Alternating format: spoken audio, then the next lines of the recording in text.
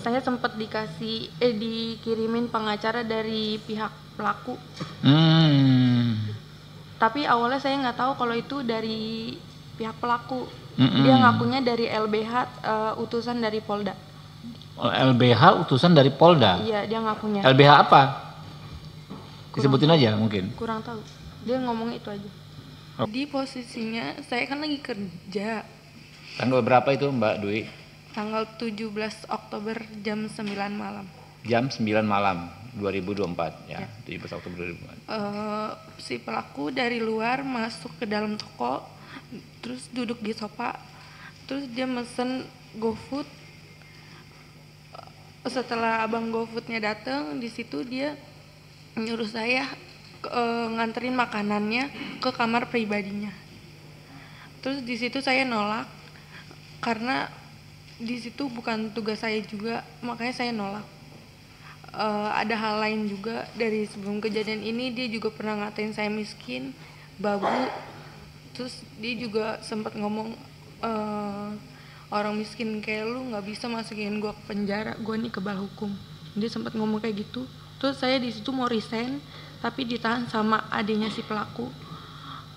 Akhirnya saya dan karyawan yang lain minta untuk bikin perjanjian kalau saya nggak mau nganterin makanan si pelaku lagi. Dari situ saya nolak. Pas saya nolak berkali-kali, dia ngelempar saya pakai patung, terus ngelempar saya pakai bangku, habis itu ngelempar saya pakai mesin edisi BCA. Habis itu saya ditarik sama ayahnya si pelaku. Terus karena HP sama tas saya masih di dalam, akhirnya saya balik lagi ke dalam, tapi saya malah dilempari lagi pakai kursi. Akhirnya saya kabur ke belakang ke tempat banyak oven. Di situ saya nggak bisa kemana-mana. Akhirnya saya dilempari lagi pakai barang-barang. Terus yang endingnya di situ saya dilempar pakai loyang kue sampai kepala saya berdarah. Jadi berkali-kali itu Mbak ya? Iya. Dari jam 9 itu ya? Iya. Pertama setelah dia minta Mbak Dwi mengantarkan makanan nggak mau, dia sudah melakukan lempar. Ya, waktu mau pulang dilempar lagi sampai kena. Itu kena semua itu ya? Kena semua ke badan saya semua. Ke badan. Oh, nggak ada yang nolong waktu itu? Nggak ada. Nggak ada. Teman-teman yang lain nggak ada ya di situ ya? Nggak ada, saya di situ cuma berdua sama teman saya satu. Oke. Terus sampai akhirnya waktu mau ngambil handphone itu dilempar, Mbak Dwi tersudut ya? Iya. Kena kepala itu ya? Kepala. Itu yang ada bocor di foto itu ya? Iya. Di situ ya. Nah, lantas apa yang terjadi, Mbak? Terus di situ pas udah berdarah, tapi saya nggak tahu kalau di situ udah berdarah, tapi saya udah megangin kepala saya begini. Terus dia mungkin dia udah ngeliat duluan darah, terus dia kabur ke belakang, baru saya bisa kabur keluar toko. Yang dia ngomong apa? Saya kebal hukum itu sebelum melakukan apa setelah melakukan? Itu dia kejadian sebelum ini. Jadi ada kejadian lain sebelum kejadian itu? Iya ada. Tanggal berapa kejadian yang lainnya, Bu? Bulan September. Oh, jadi sering dia melakukan hal seperti itu. Selain kepada Mbak Dwi, ada kepada yang lain juga? Kenapa? Selain kepada Mbak Dwi, ke karyawan lain ada dilakukan juga? Kalau ke karyawan yang lain mungkin dari mulut aja. Omongan, verbal. Iya. Oke, tapi yang Mbak Dwi bulan September sudah pernah dilempar juga? Iya, tapi di situ dia lempar saya pakai tempat solasi, itu kena kaki saya. Kena kaki? Oke. Kalau terus dia juga lempar saya pakai meja, tapi nggak kena. Nggak kena. Nah, yang makanya dia ngomong karena merujuk ke kejadian sebelumnya bahwa dia kebal hukum. Iya. Oke.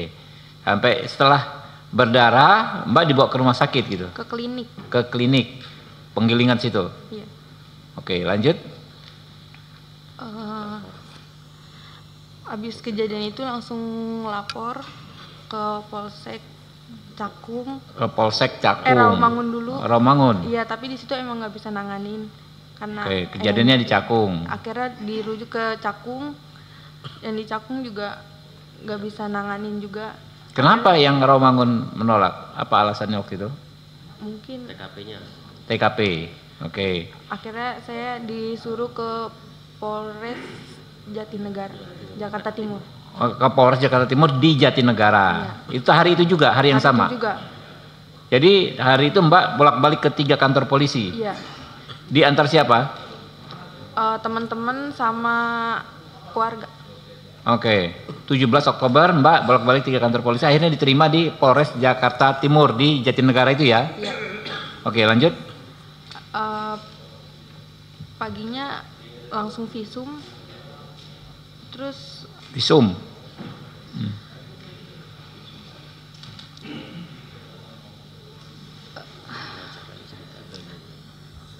ada cerita juga yang tentang pengacaranya. Saya sempat dikirimin pengacara dari pihak pelaku. Tapi awalnya saya nggak tahu kalau itu dari pihak pelaku. Dia ngakunya dari LBH, utusan dari Polda. LBH utusan dari Polda. Iya, dia ngakunya. LBH apa? Disebutin aja mungkin. Kurang tahu. Dia ngomong itu aja. Oke, ngakui dari LBH ya, tapi Mbak belakangan tahu itu dari pelaku. Gitu. Awalnya nggak tahu. Oke. Terus pas pertemuan di Polres pengen BAP, di situ dia ngasih tahu kalau dia disuruh sama bos saya. Siapa namanya? Apsya. Nama pengacaranya. Nama pengacaranya? Enggak.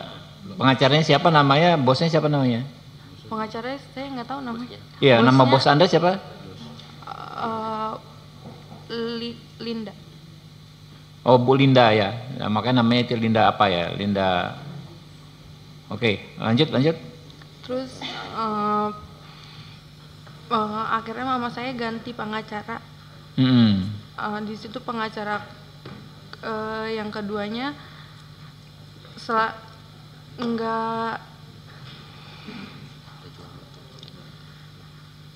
kalau saya tanya tentang gimana kelanjutannya, dia selalu jawab sedang diproses.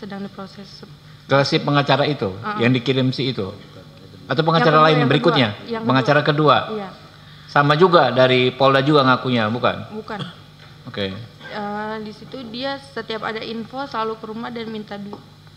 Mama saya sampai jual motor. Jual motor? Iya. Motor satu-satunya. Ya Allah. Oke, lanjut.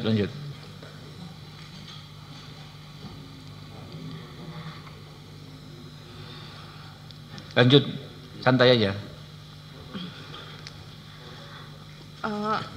Abis jual motor itu saya tanya-tanyain, itu udah nggak ada nggak bisa dihubungin lagi. Pengacaranya hilang, Iya. ghosting lah. Akhirnya saya dihubungi oleh Pak Jainuddin. Oke, dari tim ini ya, timnya Pak John ya. Iya. Oke. Saya juga dikasih bantuan oleh Bang John kerja di perusahaan High Five. Sama saya juga kuliahkan di universitas terbaik di Jakarta. Sampai lulus. Alhamdulillah ditolong ya. Jadi selanjutnya didampingi tim lawyernya dari Pak John ya nih ya. Iya. Iya, betul. Oke. Sampai akhirnya kemarin ditangkap, coba cerita terus. Dilanjutkan. Mungkin tim advokasinya bisa ini.